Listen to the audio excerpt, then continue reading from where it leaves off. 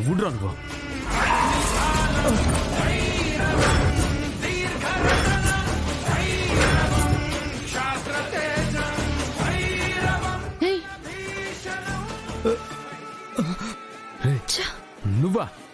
నువ్వా మా గోడను తగలబెట్టింది? ఇక్కడే పనిచేస్తూ అమ్మలా అన్నం పెట్టిన షాప్ ని తగలబెట్టడానికి మనసు ఎలా వచ్చిందిరా నీకు? ఏదైనా ఫైర్ యాక్సిడెంట్ అయితే ప్రాణాలు కాపాడడం కోసం వాడే ఫైర్ ఎక్విప్మెంట్స్ అన్నిటినీ తీసుకుపోయి దాచిపెట్టామంటే ఏం చేద్దాం అనుకున్నారో నువ్వు? గోడౌన్ ఒక్కటే కాదు, షాప్ మొత్తాన్ని తగలబెట్టాలనుకున్నావా? నీతో పాటు ఎంతమంది పని చేస్తూ ఉంటారు కదా రైటా, వాళ్ళంతా చచ్చిపోయినా పర్లేదు అనుకున్నావా? షాపుని తగలబెట్టేంత ద్రోహం మేమేం చేసినావురా? చెప్పు చెప్పు చెప్పరా చెప్పు. చిరు చిరు వద్దు, చెప్పు. వద్దు చిరు, చిరు వద్దు. ఇతను స్టేషన్ కి తీసుకువెళ్తే అక్కడ చూసుకుంటారు. రారా, అసలు ఆ తప్పు చేసింది ఈడు. అవునా?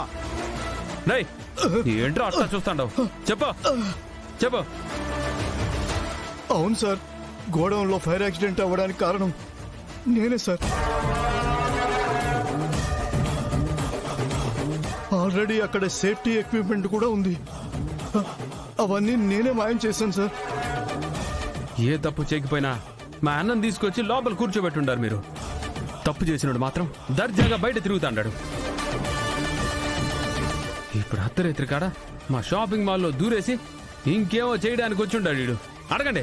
సరే, ఇతను తప్పు చేశాడా లేదా అనేది మేము ఎంక్వైరీ చేసి డిసైడ్ చేస్తాం. ముందు మీరు వెళ్ళండి. తప్పు వీడు చేశాడని తెలిసినప్పుడు మా బావని మీరు రిలీజ్ చేయొచ్చు కదా. అలా కుదరదమ్మా. ఫైర్ యాక్సిడెంట్ లో తీవ్రంగా గాయపడిన కార్మికుడు హాస్పిటల్లో చావు బతుకుల మధ్య ఉన్నాడు. అతను దీంతో మీ బావకు ఎటువంటి సంబంధం లేదని వాంగ్మూలం ఇస్తేనే మీ బావను రిలీజ్ చేయడానికి కుదురుతుంది. సార్, మీకు కావాల్సింది అతను వాంగ్మూలం ఇవ్వటమే కదా. సరే, అలాగే ఇస్తాడు. మీరు మాత్రం మా బావని రిలీజ్ చేయడానికి ఏర్పాట్లు చేయండి. అతను ఇచ్చినప్పుడు చూద్దాంలేమ్మా. ఓ ఎస్ఐ సారు, వాళ్ళు కూడా వచ్చేసి ఉండారు. అదిగో చూడండి.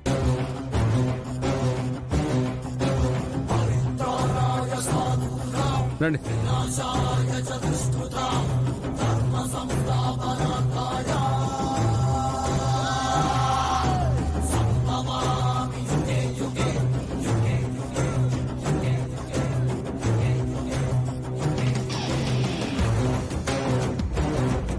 యా అన్నా, ఎట్టుండది అన్నా? ఇబ్బంది పెట్టుంటే తప్పుగా అనుకోవాక. ఏ తప్పు చేయని మా అన్న లోపల ఉంటాడు. ఖచ్చితంగా నువ్వు చెప్తేనే మా అన్న నిడిచిపెడతారని మాకు తెలుసు. అందుకే నిన్ను తీసుకురమ్మని మనోళ్ళకి నేనే చెప్పున్నాను. నువ్వైనా చెప్పునా, మేమెట్ట చూసుకుంటామో నువ్వైనా ఈ పోలీసు వాళ్ళకి చెప్పు. షాప్లో ఫైర్ ఎక్విప్మెంట్ పెట్టినావా లేదా? నీ నోటితో నువ్వే చెప్పు. మా ఓనర్ గారు దేవుడండి. పెద్దబాబు గారు చాలా మంచివారండి. ఆయన ఎప్పుడు మా మంచి గురించే, మా క్షేమం గురించి ఆలోచిస్తారే తప్ప మమ్మల్ని పట్టించుకోకుండా ఎప్పుడూ ఉండరు సార్.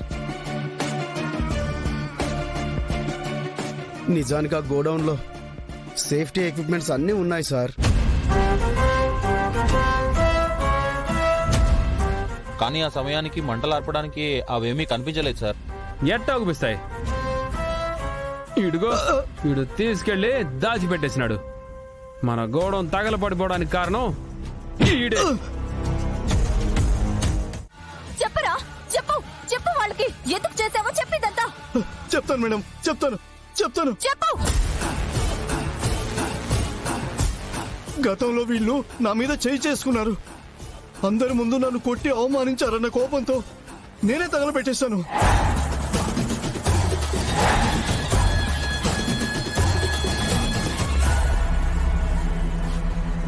అంతేగాని నా వెనకాల ఎవరూ లేరు సార్. గోడౌన్ తగలబెట్టింది నేనే. ఆ పాపం నాదే.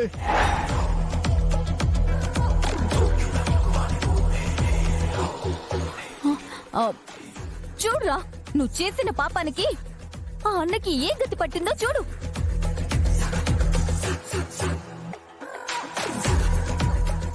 అదృష్టం బాగుండి బతికి బయటపడ్డాడు, లేదంటే ఒక నిండు ప్రాణం పోయేది.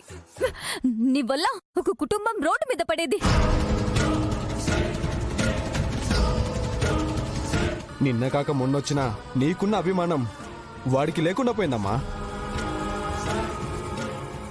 ఇన్ని సంవత్సరాల నుంచి మాతో ఉండి కూడా ఇలాంటి పని చేశాడంటే వాడిని అసలు వదిలిపెట్టకూడదు. ఎస్ఐ గారు, వాడిని తీసుకెళ్లి లోపలేయండి. ఏంది సార్ ఇంకా చూస్తూ ఉండరు?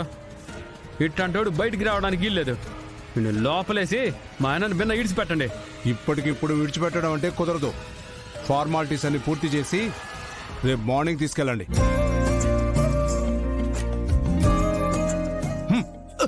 కానిస్టేబుల్స్, వీడిని లోపలేయండి.